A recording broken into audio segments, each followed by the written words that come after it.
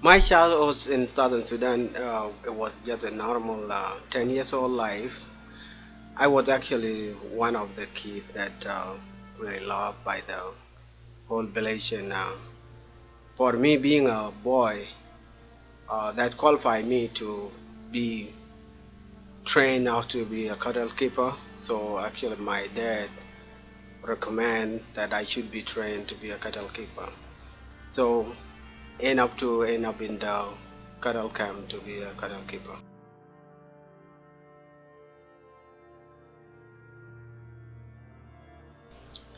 The conflict was early 1987, sorry, early 1986, that when the troop from North came to our village and attacked the village.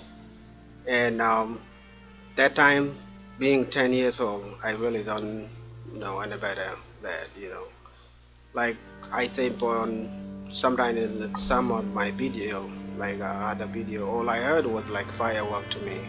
So I started running and then end up in Ethiopia after we ran away from the village.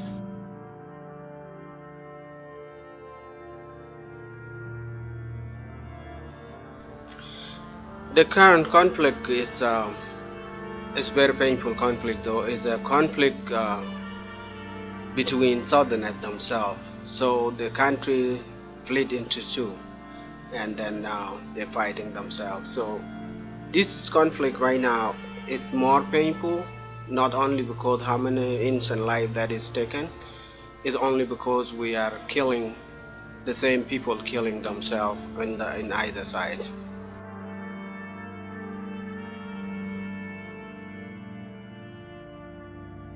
My mission today, I'm working on saving life with normal stuff that should save life, like ibuprofen, Tylenol, over-the-counter medication, which in this country actually we ignore them, but when it comes to my country, it saves much life. So I really want to save life, give life to people that need medication for the pain and for those people who cannot get it when they want it.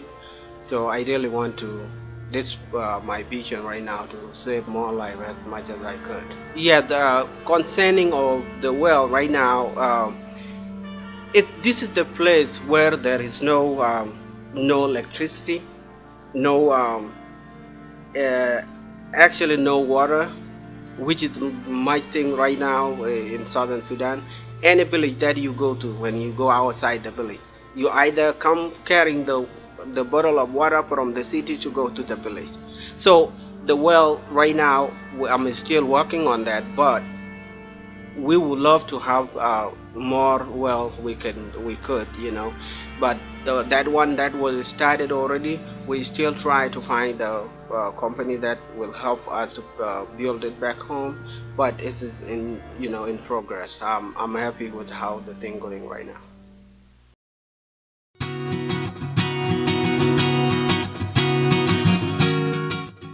My goal, what I want to accomplish is that I want to have a clinic in place. So if I have clinic, then the clinic going to be a training clinic, where I can give much awareness to people, even though I give the medication and don't train the people or don't give awareness to the public. To me, it's not saving life enough. So I will have a clinic in place, and I will start doing a training and then have more awareness to the people to save the life. At this moment, I have 10 individuals in total, and I'm hoping that they're really doing their much that they could do to support this program, and I'm hoping in the future it will be more, because I always want to have more people involved in this program.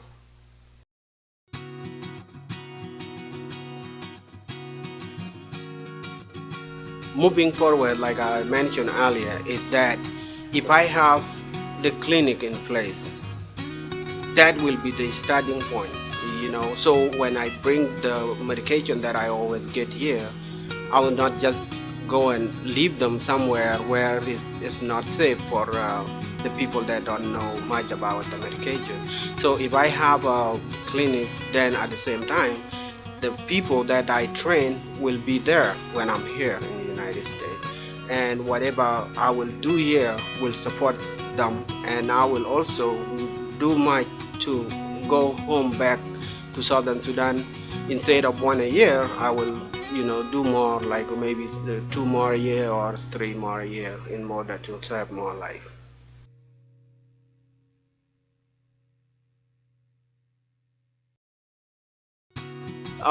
In the future, there is one thing that already taking place, which is the church wide. This is the time that we really need a lot of spiritual. We really need all kind of stuff that will support the community. So I already have one church starting already right now, and I'm hoping that more will pay attention to this and come down and join, because this is where the much spiritual life is actually needed right now. And to me, starting that one, hopefully in long run, it should involve to them more than one thing.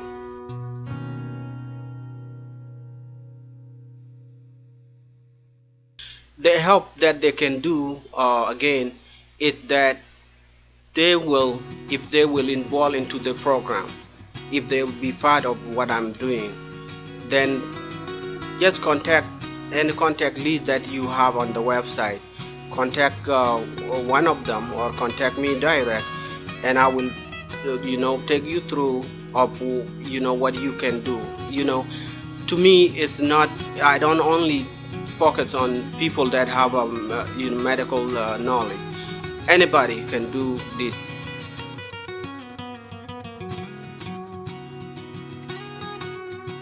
Yeah, I am a nurse. When I came to this country, uh, I have two things in my mind all the time. After I was shot, I came here with a bullet in my chest.